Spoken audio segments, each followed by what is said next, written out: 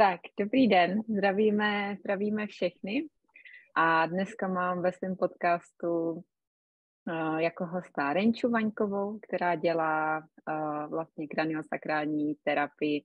Ahoj Reni. Ahoj Peti. Reni, mě by vlastně teda zajímalo, co bys takhle řekla na začátku o sobě, nějaké představení a něco o kraniu. Ještě jednou zdravím všechny, moc děkuji za pozvání tady k tomu krásnému povídání, rozhovoru, podcastu, za který jsem moc vděčná, protože si myslím, že kraniosakrální terapie je tak krásná a jemná, že by se o ní měl dozvědět každý. Na úvod teda moje jméno je Renata Vaňková, působím v Brně, kde mám krásný a dovolím si říct, že velice bezpečný prostor, kde se i vy můžete přijít nechat opečovat. Kraniosakrální terapie je velice jemná, laskavá metoda, která vlastně, že kranio je lebka, sakrál je kost křížová, takže pracuje nějakým způsobem s naším tělem vnitřně, ale velice jemně, kdy nám dokáže snížit a pomoci právě při různých útrapách, nespavostech nebo nějakých úzkostech, nebo když nás trápí nějaké strachy nebo nás zlobí nějaké emoce, ale tím, jak je jemná, tak jednak se dokáže velice krásně doplňovat i s různými jinými terapiemi, kdy právě dokáže poté, co se například v tom těle něco rozbouří a člověk jde někam, kde opravdu to jde víc jako na dřeň a do hloubky, tak kraniosakrální terapie to zase dokáže krásně jakoby zjemnit, uhladit a pomoci vlastně tomu tělu se dostat do takového stavu, kdy se samo léčí, což je na tom velice hezké a tím pádem vlastně řekla bych, dokáže pomáhat od miminek až po seniory. Není tam nějaká omezená hranice toho, pro koho by kranio bylo nebo nebylo vhodné, protože ty kontraindikace jsou opravdu výjimečné v případech nějakých vážných onemocnění hlavy nebo nějakých úrazů, kdy se to nedoporučí hned, ale poté jako rekonvalescence nebo nějaká regenerace určitě zase naopak ano. Takže si myslím, že kraniosakrální péče je vhodná téměř pro každého, ale je zase pravda za mě, že v poslední době pracuji především s ženami nebo s maminkami, s ženami podnikatelkami, které právě řeší různé únavy, různé vyčerpání, takový nějaký možná i nedostatek času sama pro sebe, protože už i to, že si ten čas na sebe ta žena udělá, přijde, nechá se opečovat, nechá se tady opravdu tak jako uvolnit, rozpustit ve velice příjemné atmosféře s mojí dopomocí, tak si myslím, že už tím pro sebe udělala obrovský jakoby kus, nechci říct práce, ale takové té sebepéče a sebelásky, což nám často v dnešní době, kdy opravdu všichni žijeme v nějakém, řekla bych, fakt stresu, utíkání, zhonu, znám to často od sebe, jakože děti, rodina, domácnost, prostě všechno dohromady, je toho na nás docela dost, toho tlaku zvenku, tak si myslím, že právě i ten nějaký tlak, který se potom hromadí v tom těle, v hlavě, tak je potřeba uvolnit a nějak ho jakoby propustit a pustit. A kranio vlastně dokáže opravdu navodit v tom těle takový právě absolutní klid, absolutní ticho, pocit toho bezpečí a pocit toho, že jsem v pořádku, taková, jaká jsem, a vlastně v momentě, kdy se člověk dostane do tady toho absolutního jako vnímání toho těla, porozumění, tak si myslím, že pak i můžou přicházet různé jako nápady na to, co dělat dál v té situaci nějaké, v které se zrovna nachází, nebo co dál tvořit, nebo jak třeba postupovat dál, že i to, že něco jako uvolní a ten tlak povolí, tak něco pak zase nového naopak jakoby k nám může přijít. Takže za mě kranio je velice doporučované, jemné a já za sebe bych ho fakt doporučila zažít každému. Já jsem si tak možná trošku rozpovídala, tak to nějak asi trošku nechám Peti teď na tobě, jestli ještě nějaké otázky konkrétní, co dál. Ne, to je krásný, jak o tom mluvíš, ty o tom umíš fakt hrozně pěkně mluvit. Já jsem si vlastně při tom tvém povídání vzpomněla na ten můj zážitek, Mm. kdy jsme vlastně dokončili to sezení, ty jsi mě nechala na tom lehátku a pak si vlastně přišla zpátky do toho pokoje a já jsem úplně jako byla tak rozzářená a řekla jsem ti vlastně tu větu, že to byl jeden z mých jako nejkrásnějších zážitků v životě, protože fakt jsem dělala tak jako nádherný stav blaženosti v tom těle, to uvolnění, že jsem teda dlouho nic takového necítila, protože fakt jsme jako zvyklí opravdu fungovat ve veliký tenzi, velikým stresu, presu. Ta doba je jako velmi, velmi rychlá, ani si to neuvědomujeme. A pak nás často vlastně zastaví to tělo. A ty jsi tam vlastně zmiňovala, že k tobě chodí hodně i teďka ženy, co jsou třeba unavený, co právě je ta velká rychlost vlastně jako semele. Jak vlastně to probíhá, ty sezení? Jo, můžeš popsat trošku, jak to vlastně probíhá?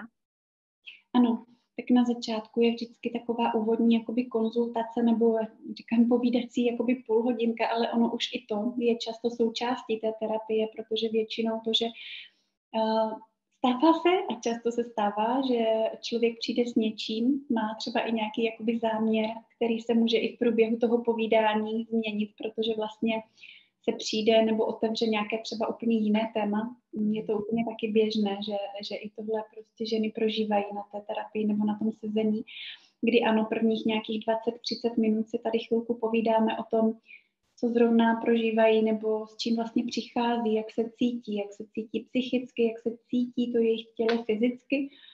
A poté vlastně ulehnou na lehátko, oblečené, já pustím příjemnou hudbu a naladím se na to tělo, překranuji takovéto propojení se vlastně s tím systémem, s tím kraniosakrálním systémem toho klienta.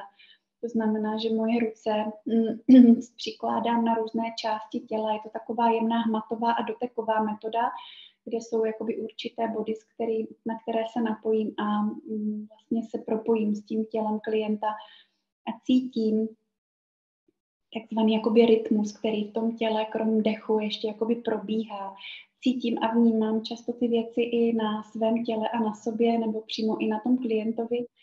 A cítím a vnímám často, kde třeba ta tekutina krásně jakoby v tom těle proudí a kde naopak, protože je to takzvaný mozkomíšní mok, který nám vlastně obtéká jakoby lebku, teče nám dolů po míše právě do kosti křížové a v momentě, kdy někde v tom životě se nám stala nějaká věc, ať už to byl úraz, ať už to bylo psychického, fyzického rázu, nebo nějaké emoce se nám někde zablokovaly, tak vlastně kranio dokáže tyto bloky, které tam vznikají, takové, vždycky říkám laicky, jakoby uzlíky, tak dokáže s nimi pracovat a rozpouštět a pouštět v tom těle, tak aby zase ten rytmus tam krásně probíhal. Protože když se to neřeší a nechá se to být, tak ono opravdu se to zvětší, až to může propuknout do nějaké nemoci, úzkosti právě, nebo nějakých fakt jako i nemocí, které potom to tělo už nezvládá, takže to projeví právě tou nemocí nebo nějakou nemohoucností v nějaké oblasti.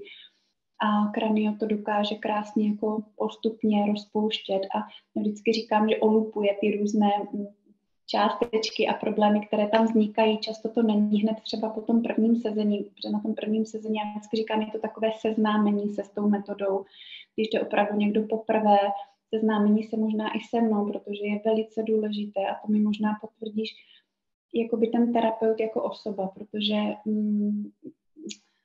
prostě buď se sladíme, sedíme a fakt to krásně všechno plyne, i ty energie, anebo třeba ne, nebo ty vzájemné nějaké sympatie, sladění tam neproběhne a je to v pořádku, protože samozřejmě každý jsme jiný a každý potřebujeme něco a někoho jiného. Takže i to první setkání, to osobní si myslím, že je jako velice důležité a rozhodující pro klienta i pro mě jako terapeuta, jak vůbec ta terapie bude postupovat, probíhat a co budeme řešit nebo jak bude potom dál ta spolupráce probíhat. Vlastně v momentě, kdy se nějak jakoby propojím s tím tělem, ta terapie sama o sobě probíhá plus minus u dospělého 50-60 minut. A Pak právě nechám klienta nějakých dalších asi 10 minut chvilku samotného, protože ono často samozřejmě se v tom těle něco začne jako dít, což pak ještě dobíhá a je potřeba, aby bylo to tělo možná jako samo v klidu, aby si to prožilo. A často říkám i klientkám, že ten den, kdy jdou na terapii, tak je fajn mít potom takový nějaký klidovější režim, kdy opravdu kraniosakrální terapie může dobíhat třeba až i týden, takže i ještě pár dní se může jakoby něco v tom našem těle odehrávat. Můžeme to vnímat nějak výrazněji, anebo zase naopak ne, ale prostě ty věci se dějí. Přesto, jak je terapie jemná, tak dokáže jít velice do hloubky a dokáže fakt jakoby řešit hluboké, zakořeněné nějaké trable, které v tom těle někde můžou být zapouzdřené. To je právě zajímavý. Mě začíná teďka fascinovat, jak jde ovlivňovat i přes tělo vlastně ta hlava. My jsme hodně zvyklí řešit všechno hlavou, že jo? Už jsme zvyklí docela na coaching, jsme zvyklí na psychoterapii, že to jde ovlivňovat vlastně těma myšlenkama, tou hlavou. A mě teďka právě hodně fascinuje i ta cesta jakoby přes tělo k hlavě. Zajímalo by mě, jestli bys dokázala vlastně popsat ten proces, co se tam vlastně děje, jo? Protože že jo, člověk jde třeba na masáž, tak jasně, je mu jasný, že tam vlastně masírujeme ty svaly a nějak se to teda uvolňuje. Jak funguje to kranio vlastně, co se tam třeba v tom těle děje? No, v tom těle nastává je vlastně v momentě, když se na to tělo napojím, kdy jakoby chytnu toho člověka do rukou, vyloženě jako do svých rukou a propojím se s tím jeho systémem, tak vlastně vnímám a cítím, jak v tom těle právě proudí ta tekutina, které se právě říká ten mozkomíšní jakoby mok, jak se to tam tak nějak hýbe. Někdy cítím trošku i pohyb jakoby kostí, kdy opravdu, a to vlastně kdysi pan Apledger, který byl jedním ze zakladatelů a objevitelů krania a kraniosakrální terapie, zjistil, že vlastně i kosti, právě jako lebka a prostě celý ten kosterní systém se prostě pohybuje, že to není tak, že by byl pevný, ale že naopak často se to třeba dá poznat. Tak mě jenom napadá případ, kdy někomu umístí do úst rovnátka a vlastně zpevní celou tu čelist a může docházet k bolestem hlavy, může docházet často i k různým problémům se soustředěností, s pozorností u dětí.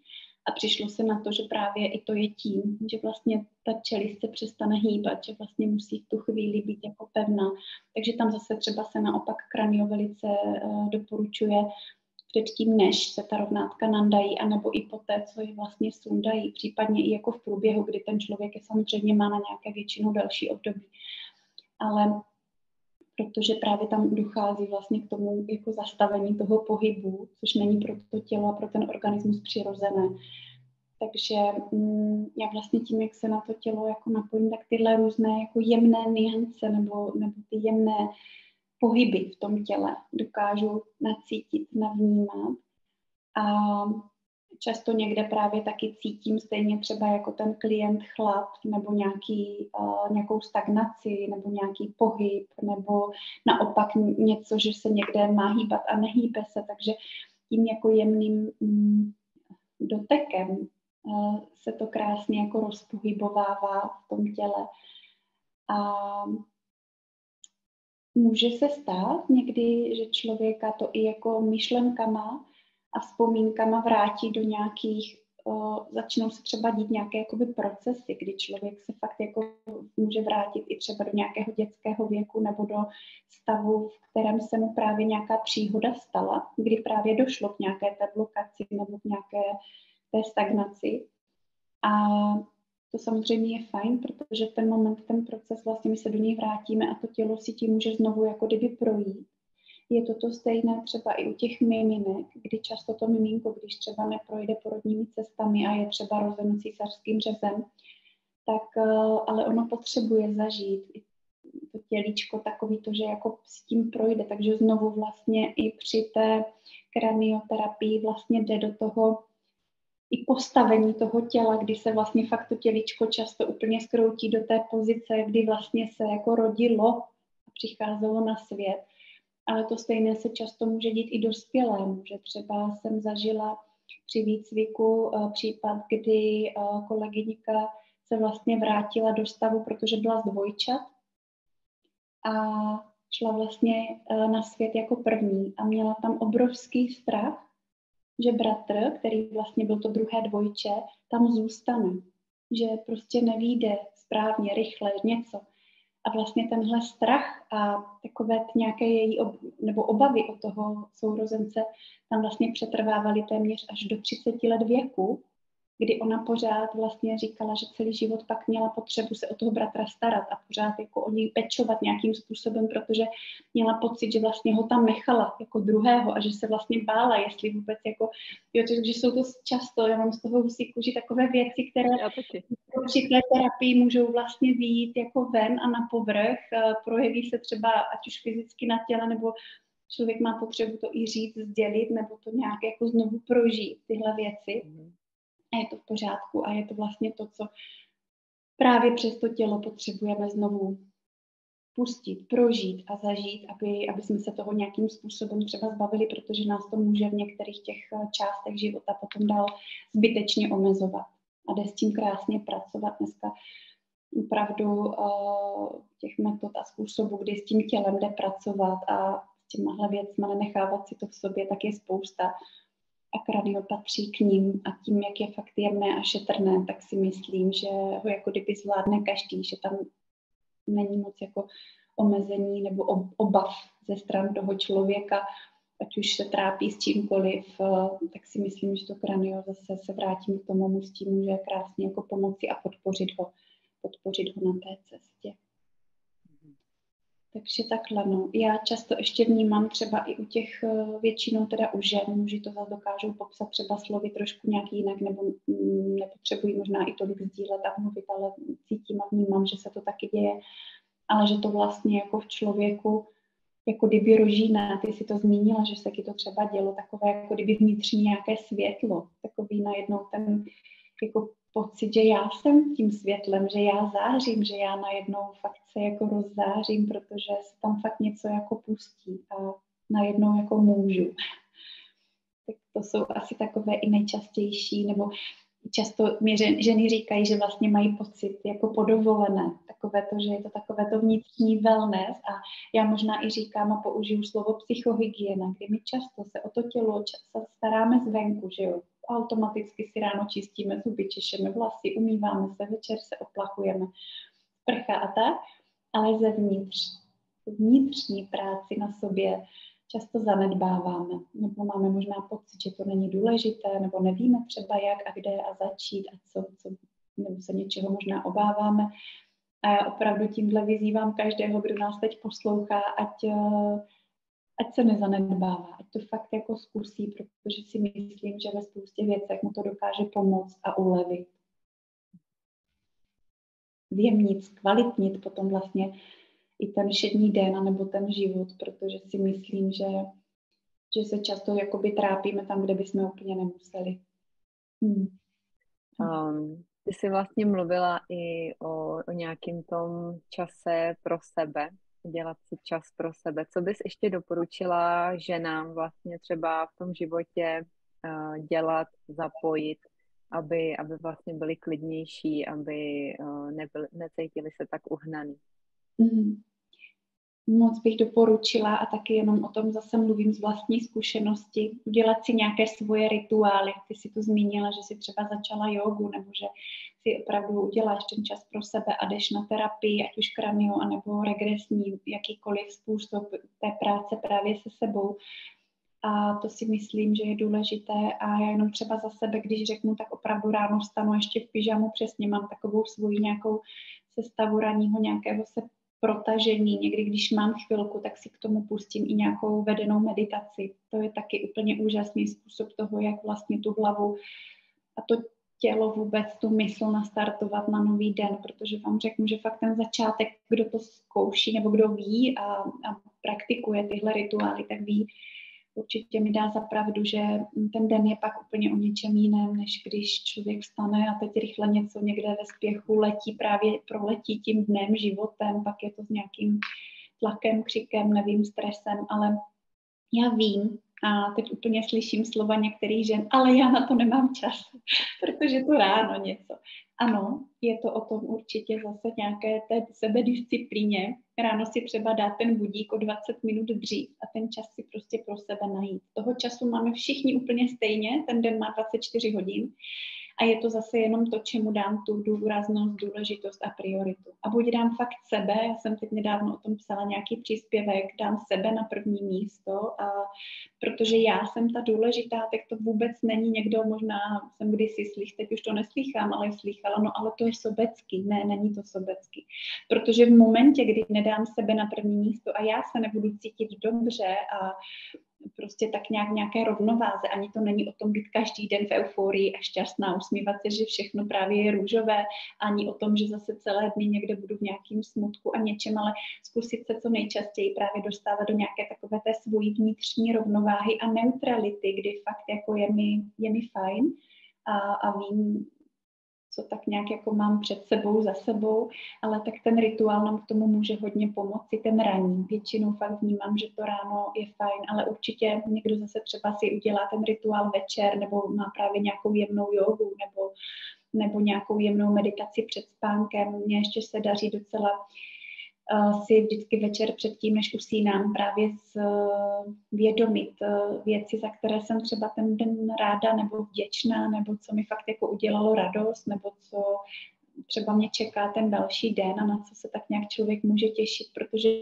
tím pádem zase usíná s nějakou tou, pokud tam fakt je od srdce ta láska a vděčnost, tak to si myslím, že taky nám dokáže hodně pomoci v tom, jak se budeme druhý den cítit, jak vlastně když se to tělo pokládá k tomu spánku a ponořuje se samo do sebe, tak co tam v tu noc i bude jakoby probíhat, než když někdo, nevím, usne a je rozhádaný, naštvaný, uhoněný, ve stresu, tak samozřejmě to tělo potom reaguje a i ta rána asi nejsou úplně tak, jak bychom si představovali a chtěli. Takže je to zase o tom dělat si fakt na sebe chvilku. Každý den zkoušet to třeba postupně. Já vím, že se k tomu nedá asi dopracovat, že si řeknu tak a od teďka budu každý den ráno půl hodiny a večer půl hodiny, nevím, cvičit, meditovat něco, pak to člověk teda přežené, vydrží to týden a pak zase spadne do ničeho. Tak ne, radši fakt každý den třeba zkusit těch 5 minutek nebo jednou ob 2 dny nebo o víkendu začít jako něčím, že se mi tam podaří zařadit. Ale zkoušet to opravdu jako pravidelně a zkoušet jako z toho neupustit, že ten čas pro sebe prostě je důležitý. A já si myslím, že u nás žen je i fajn to učit i ty naše děti, protože i to, jak se potom k sobě chovám, nebo jak se pak i k sobě dokážeme chovat právě s těma dětma v tom vztahu nebo k tomu partnerovi, tak si myslím, že tam všude se odráží to, jak se cítím já. Vždycky to fakt začíná jakoby u mě. Že to opravdu je v mých rukou a v mé moci ty stavy jakoby změnit a nějak potom ovlivnit sebe, svůj den a svoje okolí. Myslím si, že je to velice důležitý. Já jsem ještě se kdysi i věnovala, nebo jsem se zajímala o 5elementovou kuchyni, takže jako další věc bych tam určitě i jenom chtěla zmínit stravu, a nebo nějaký právě takový ten, byť třeba jemný pohyb, ale mě třeba dělají hrozně dobře procházky a už dneska vím, že když fakt mám před sebou 2 dny, kdy se odsud nehnu a kdy tady jako sedím, ať už u počítače, nebo samozřejmě s klientkou u Kramia, nebo na konzultaci. Pořád je to o tom, že člověk tady někde sedí zavřený. Takže pak mám obrovskou touhu a nutkání a musím mít fakt jako ven, ať prší, sněží, je to jedno, ale jako tu energii teda hodně čerpám venku v přírodě, tady okolo řeky je krásná procházka, nebo se psem občas, nebo i když jdeme jako rodina, ale prostě jít jako ven na tu procházku, aspoň nějaký ty dny volna, kdy fakt ten prostor si člověk udělá a má, tak si myslím, že je taky hodně důležité. Takže člověk na sobě většinou jako zavnímá a cítí, v čem je mu fajn a co mu trošku jako dělá dobře. A tak se tomu nějak jako zkoušet to tam zařazovat do těch běžných denních starostí a věcí. A myslím si, že pak těma malýma kručkama můžeme některé ty naše trable změnit a měnit, ale začíná to vždycky u nás. Nemůže člověk jako na to koukat tak, že nevím, půjdu na terapii, oni mi s něčím pomůžou, půjdu tamhle, ona mi něco řekne, tak tady si třeba něco přečtu, ale v momentě, kdy fakt nejdu jako k sobě a nezačnu u sebe, že já jakoby se zastavím, já si to zvědomím, co mi vlastně dělá dobře, co mi nedělá dobře, co teda chci tam třeba zařadit, nebo co nechci, co prostě se mnou třeba není jako v souladu. Někdo nechce ráno cvičit, protože prostě ráno potřebuje a má třeba kreativní myšlenky a potřebuje sednout a něco psát a tvořit jako v jiné formě. Ale prostě si uvědomit i, že každý jsme fakt individuální a je důležité si přijít na to, co je to moje a pak si to tam pomalinku jako zařazovat, abych prostě tam měla ty časy, ty chvilky pro sebe. Jo, to je krásně, jak to říkáš. No a vlastně mě ta terapie taky vždycky pomáhá jakoby dostat se blíž k sobě a není to něco, že bych si řekla, tak teďka prostě se všechno uděje během hodinky a je vyřešeno. No, hodně mi to pomáhá právě víc poslouchat to svoje tělo a tu moudrost toho těla. Zjistila jsem, že fakt mám všechny odpovědi v sobě na to, co se mi děje. A kdyby se mě někdo zeptal, jakou mám ranní rutinu, tak já mu neřeknu jako sled činností, který dělám. Já vždycky ráno fakt, a už bez toho nemůžu bejt, ptám se sebe, jak se dneska mám, jak se dneska cítím, co dneska to tělo potřebuje. A pokaždý je to vlastně jiný. Někdy si potřebuji malovat, někdy potřebuju, já nevím, zacvičit si, někdy se potřebuju zatančit, vyskákat se, někdy si potřebuji s někým popovídat. Je to fakt jakoby strašně různý a jak jsi zmiňovala už, že nejde o to být jakoby pořád sluníčková, ale spíš o to říct si, OK, dneska se necítím dobře, možná dneska nechci mezi lidi, nebo dneska prostě, já nevím, zpomalím, nebo jo, řeknu prostě v ostatním kolem sebe, že se necítím dobře, že prostě bych mohla možná mít jako nějaký reakce, které jo, třeba nejsou úplně v souladu, nebo jo, prostě nějak si jako vytvořit vlastně ty podmínky tak, abych se cítila vlastně líp, abych se cítila co nejlíp. A mě ještě hrozně pomohlo si vlastně plánovat jako první vždycky nějaký činnosti pro sebe, jo, ať už pro zdraví, ať už vlastně pro nějakou radost, nebo třeba si tam plánovat i vztahy, jako vědomě fakt každý den budovat svoje jakoby vztahy kolem sebe, protože předtím to bylo jenom prostě práce. Jo, že jsem, a teď mi to jakoby řídilo, třeba i chodila jsem do práce, byla jsem zaměstnaná, tak teď nám to jako řídí ta práce a přesně otočit ten mindset, že já si to prostě můžu vytvořit tak, jak chci, já si můžu ráno udělat i třeba začít fakt s 10 minutama, jenom chviličku a ono se pak postupně všechno začne jakoby měnit, jo, že to prostě se pak začne jako hezky skládat a určitě není jakoby dobrý si říkat, že nemám čas, no, tak to... Ano. Tam pak není jako pomoci, že jo, protože ten čas nikde si neukradneme, to je jedno a já vždycky říkám asi fakt velká spravedlnost, nebo jedna z mála asi na světě, že toho času opravdu máme všichni stejně. A často potom, když právě nás zastaví nějaká ta nemoc nebo nějaký trable, tak najednou to jde. Najednou slyším, že lidi začnou chodit ven, začnou se zajímat o to, co teda, jak si mohou pomoci nějak sami sobě, začnou se zajímat o to, co vlastně dávají i vnitřně do toho těla, to znamená o tu stravu, o tu výživnou stravu, protože si myslím, že to je další velice důležitý bod v našem životě, kromě tady té sebepéče, ke které bych to i zařadila a je to jako automaticky pro mě to k tomu patří. Opravdu vědomě přemýšlet nad tím, nejenom co dávám jako na sebe zvenku, ale i co dávám dovnitř do toho těla, protože to tělo velice jako chytře i na ty věci nebo potraviny, které vlastně jíme, tak reaguje a může ovlivňovat právě i ty stavy toho, jestli jsem ve stresu, jestli jsem v depresi, jestli mám úzkost. Na tohle všechno, jestli mám nějaké i hormonální problémy, tohle všechno se opravdu dá i krásně jakoby pořešit. Jednak samozřejmě práce se sebou, s hlavou, s mindsetem, ale jednak i práce jakoby s tou výživou toho těla a pomáhat tomu tělu i po téhle stránce, vlastně čím ho vyživím a co vlastně s ním provedu.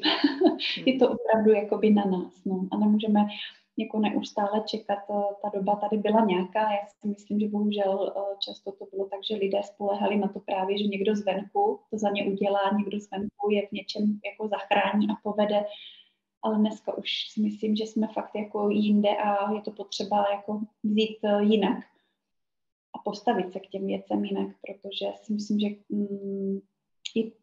já si troufnu říct, že každý, kdo bude poslouchat a doposlouchá rozhovor až sem, tak opravdu si je vědomí toho, že jsme každý si zodpovědný za sebe a za ten svůj život sami. A to je na začátku to první uvědomění toho, že opravdu já jsem ten, kdo to všecko může nějak jako změnit a kdo s tím může popracovat v jakémkoliv směru.